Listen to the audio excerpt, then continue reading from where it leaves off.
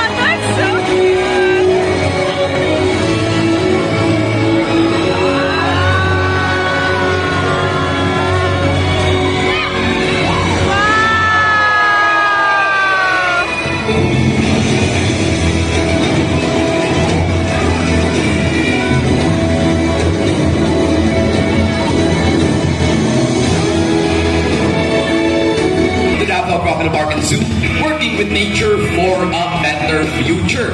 So, quick background on Davao Park. We are a rescue center aimed at the conservation, preservation, and hopefully rehabilitation of our animal population, not just here in the Philippines, but the rest of the world as well.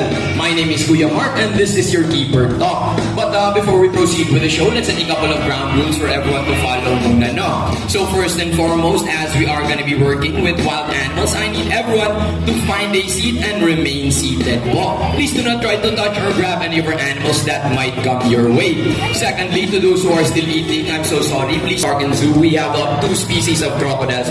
We have the Crocodilus porosus, or the saltwater crocodiles, which are the largest species of crocodiles in the world. And we also have our Crocodilus mindorensis, or the Philippine freshwater crocodiles, which are unfortunately endangered na po. They can only be found in Palawan and Agusan na lang. So as much as it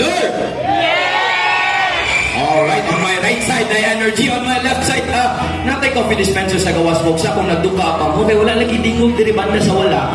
One more time daw, please. Kung hindi mo tingog, wala nakadawa ng Christmas bonus, ha? One more time daw, please. I said, are you ready to meet your first annual ambassador? Yun, ladies and gentlemen, please help me welcome our Rominicay na si Jack. So, Jack, halika na, boy. Make your welcoming flight. And ladies and gentlemen, there he is, too, folks. That is our Rominicay na si Jack, or locally known as the Manok, folks. Now, these guys are birds of prey or raptors, meaning they are primarily carnivorous animals, but they will not hesitate to scavenge as well. Now, Jack only has a wingspan of about 1 meter lang, ladies and gentlemen, so way smaller compared to, of course, the Philippine eagle, but that doesn't mean he's not a fantastic hunter naman po. Now, Brahminikites practice what we call kleptoparasitism.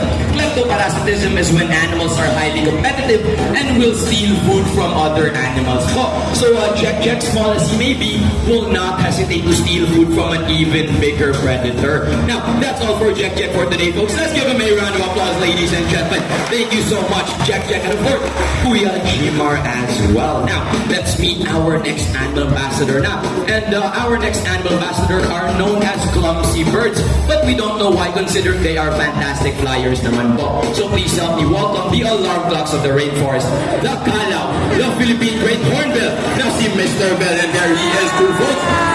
Now that is the Mr. Bell, our Philippine Great Hornbill. And of course, we also have JJ naman pala, Mr. Bell's younger brother. Now, once again po, folks, these are our Philippine Great Hornbills, or locally known as the Kalaw. They get their names from their impressive hornbill, or tuka, which is about 30% of their bodies. And if you cannot zoom in with your cameras, you're gonna see that they have very long and beautiful eyelashes po. So, Mr. Bell, go to Kuya Jimar, and JJ, kumustahin ang ating mga audience. So, go to Kuya Jimar, good boy. And JJ, kumusta yung ating audience? JJ? Right now, kumusta yun sila? Good boy. Now, once again po folks, if you can zoom in with your cameras, you're gonna see that they have very long and beautiful eyelashes, and they get their names from their bell. Balik kay Kuya Jimar, and JJ, balik kay Kuya Michael. Good boy. Now, ladies and gentlemen, hornbills are known to be monogamous. Monogamous meaning, once they find a partner in the wild, they will stay with them forever. Oh, exactly. Sana all knows, wala love life pa diya. Mas wapo magkinabuhi ang kalaw sa tuwa. Kusama man nato na. But as we have shown now, Mr. Bell and JJ finds their perfect partner. I need everyone to shot fly at the count of 3, okay? So let's go for a trial run first. Again, shot fly at the count of 3. 1, 2, 3. Again, people on my left, natay coffee dispenser sa gawas kung nagduka pag yun mo. Kung nagwagin mo kadawas yung Christmas bonus karon ba? Nagluya pa man. One more time daw, please a bit louder para magana na itong mga hayop. With more enthusiasm, fly at the count of 3. 1, 2, 3. Thank you so much for that. That's what we need to, folks, and that's what our hornbills need. So already, Mr. Bill, JJ, audience, ready your phones. Mabilis lang to. And again, fly at the count of 3. 1, 2, 3. There it is, folks, the aerial acrobatics of our very own hornbills. Now, ladies and gentlemen, that is their natural behavior. Out in the wild, in order for them to find their perfect partner, they will need to catch the most fruits or the most insects in order to impress the most females. Now, balik na JJ. Good boy. And let's see it one more time, please. 1, 2, 3. And there it is, folks. Now, ladies and gentlemen, thank you so much to the both of you. Now, as you can see po folks, unlike most birds, our next animal ambassador na po. And our next animal ambassador is very bold and colorful in order for him to stand out to the opposite sex. So please help me welcome Manok, our blue and gold macaw. And wait lang folks, nagunat pa itong next animal ambassador. And once again, that is Manok, our blue and gold macaw, with the scientific name of Ara daw na, meaning genius. Why are they called geniuses? They have the mental capacity of a 4-year-old child po. So kasi talino ni Barak, ang sa kindergarten student. Now, mga ate, kuya, bigyan ng pagkain si Barak. There we go. Thank you so much for that, ate. Now, kuya, siloso po ba yan na si Kuya Jimar? Tagay po pagkaon? Kaya na lang. Alright. Thank you so much for that, ate. Kuya, now, ladies and gentlemen, Barak is what we call the zygodactyl feet po. Zygodactyl meaning 2 in the front, 2 in the back, allowing them to grab items. And as we have shown you Barak's impressive feet behind the table, we have a kadang-kadang, a traditional Filipino footwear. So boy, suot, baklay. And there it is, folks. Now that is the zygodactyl feet at work. Once again, 2 in the front, 2 in the back, allowing them to grab items. So march good, left, right, left, and baba. Good boy, Barak. Now, appear. Good boy, high five. Good boy. Now, folks, not only is Barak fashion conscious, but he is also environmentally conscious as well.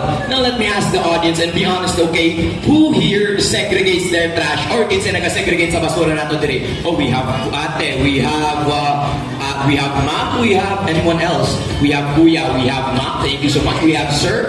We have about 8 people who segregate their trash, and the rest, guilty no. Biodegradable, and another can labeled non-biodegradable po. So double check muna ni Barak, and Kuya Jimar will drop trash on the table, and we'll see how Barak segregates his mess, so that we'll all learn a valuable lesson from him. So Barak, ready? Kuya Jimar, ready? Okay, Kuya Jimar, taga. And let's see what Barak picks up first. It looks like a piece of plastic, which is going to the non-biodegradable bin. Let's see what he picks up next. It looks like another piece of plastic, which is once again going to the non-biodegradable bin. Let's see what he picks up next. It looks like a piece of leaf or down, which is obviously going to the biodegradable bin. So one last piece of trash, boy, to get a table nice and clean. And the last piece of leaf is gonna go to the biodegradable bin. Ladies and gentlemen, hopefully everyone learned a valuable lesson in helping our environment. Thank you so much for that, Barak. Now, again po folks, Barak is a certified genius, but with intelligence comes moodiness, no? And Barak wants to go home na daw. So I need everyone to wave Barak a bye-bye. Please wave Barak bye-bye. Yan, wave Barak bye-bye. And Barak, wave everyone bye-bye. Barak! Uy! Uy! Uy! Uy! When he does his head tilt move, folks, it means he wants to stay in the show. But of course, we need to highlight our other animals naman, no? So let's just give Barak and Kuya Jimar the round of applause that they deserve. Thank you so much to the both of you.